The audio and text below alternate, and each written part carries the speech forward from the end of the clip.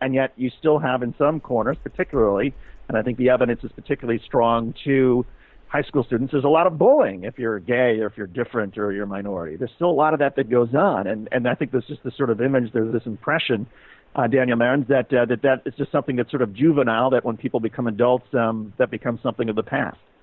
Yeah, David, I think that one of the things that we need to keep in mind, those of us that live in extremely open cosmopolitan communities, is that there's tremendous variation across the country based on household, based on cultural background, based on economic background, about how cultures are accepting of this.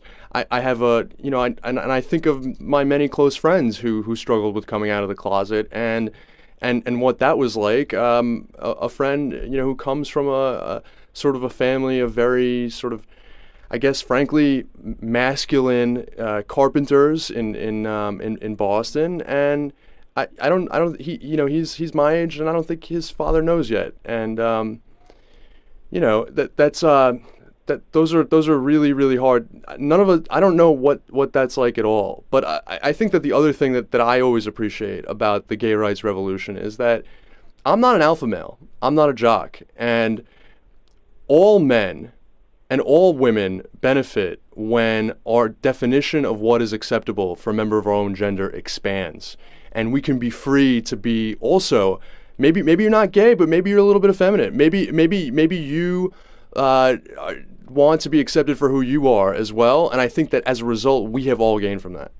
Well, and the other thing that makes this so remarkable is that Jason Collins, he was one of the, he was essentially the enforcer. He was NBA's equivalent of the enforcer in hockey, the tough guy who would set the picks. He would go out there and he knew that he had 6 fouls to give. He had more fouls last year than anybody else in the NBA. I mean, this guy, his job was to set picks and to rough people up. This is a brute.